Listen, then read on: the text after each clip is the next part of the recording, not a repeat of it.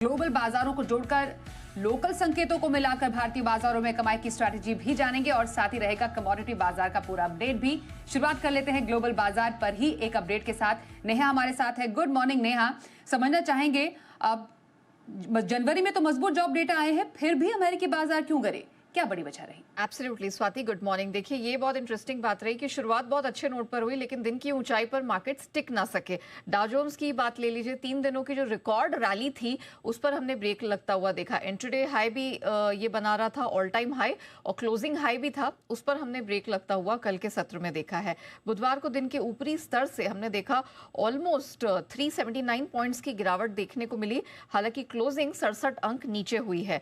S&P की बात करें, लगातार दूसरे दिन लाल निशान में ये बंद हुआ है। बहुत भारी भरकम गिरावट नहीं थी, देखे तो फ्लैटिश क्लोजिंग ही थी, लेकिन अगर दिन के ऊपरी स्तर से देखें तो 50 अंक गिरकर ये फ्लैट बंद हुआ है। नैस्डैक की भी बात करें, दूसरे दिन यहां पर भी लगातार सुस्ती देखने को मिली। दिन के ऊपरी स्तर से ऑलमोस्ट 255 अंक इसने गंवाए हैं और क्लोजिंग 36 पॉइंट नीचे हुई है। जॉब्स डेटा, जैसे आपने कहा, हमारे अनुमान से काफी बेहतर थे। नॉन फार्म पेरोल, उम्मीद लगाई जा रही थी कि यहाँ पर 55,000 की बढ़ोतरी दिखेगी, उसके सामने 1,30,000 की बढ़त देखने को मिली। मतलब एक्सपेक्टेशन से ऑलमोस्ट आप कह सकते हैं कि 2.5 गुना, लेकिन मार्केट्स वहां पर टिकते हुए नजर नहीं आए। अमेरिका में बेरोजगारी दर भी घटकर 4.25% के करीब पहुंच गई। ये सारे पॉजिटिव डेटा है, लेकिन अब मार्केट की एंटिसिपेशन ये हो रही है कि पहले वो 2 रेट कट मान के चल रहे थे, अब वो इतने एग्जुबरेंट नहीं दिख रहे हैं रेट कट को और मॉनेटरी पॉलिसी को लेकर।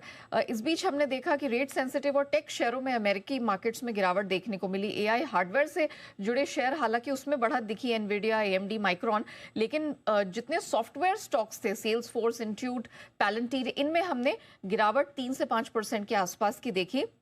अब इंपॉर्टेंट डेटा है, जो एग्जिस्टिंग होम सेल्स के नंबर्स हैं आज, यानी कि गुरुवार को आएंगे, और शुक्रवार को महंगाई दर CPI का डेटा निकल कर आएगा। ये इंपॉर्टेंट रहने वाला है, तो अब मार्केट्स इन पे फोकस करके चलेगा। डॉलर इंडेक्स में 2 दिनों की गिरावट पर ब्रेक लगा, and same is the case with US bond yield. जो 10 साल की अमेरिकी बॉन्ड यील्ड है, उसमें भी 2 दिनों की सुस्ती पर हमने ब्रेक लगता हुआ देखा है। सोना इस बीच $60 चढ़ता हुआ नजर आया। चांदी में 4% की स्ट्रेंथ दिखी, $83 के करीब ऊपर बंद हुई। हालांकि आज हम देख रहे हैं ग्लोबल मार्केट में चौतरफा गिरावट है। फिर से प्रेशर है, क्योंकि डॉलर इंडेक्स में एक अपटिक 2 दिनों बाद देखने को मिला है।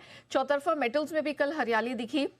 कॉपर यहाँ पर $125 ऊपर बंद होता हुआ दिखाई दिया। जिंक 2 हफ्ते की ऊपरी स्तर पर है। एल्यूमिनियम, निकेल, सब में 1 से 2.5% के आसपास की स्ट्रेंथ दिखी। अच्छा, एक बार फिर से हम देख रहे हैं कि मिडिल ईस्ट वाला जो तनाव है वो कच्चे तेल में उबाल का काम कर रहा है। कुछ मीडिया रिपोर्ट्स जो इस तरफ इशारा कर रही है कि अमेरिका ने कहा है कि अगर नेगोशिएशन न्यूक्लियर डील को लेकर नहीं होती है तो वो आने वाले समय में जो ईरान के ऑयल टैंकर्स हैं उनको इंटरसेप्ट करेंगे और कुछ एडिशनल कैरियर्स वो डिप्लॉय कर सकते हैं। तो अभी भी थोड़ा आप कह सकते हैं कि मामला यहाँ डाइसी नजर आ रहा है। इस कारण से हमने देखा कि कच्चे तेल में कल एक उबाल दिखा और $70 के करीब बंद हुआ है। इस बीच रॉ शुगर पे आप नजर रखिएगा, क्योंकि इसकी कीमतें बहुत तेजी से फिसली हैं और अब ऑलमोस्ट 5.5 साल के निचले स्तर पर आ गिरी हैं। जी,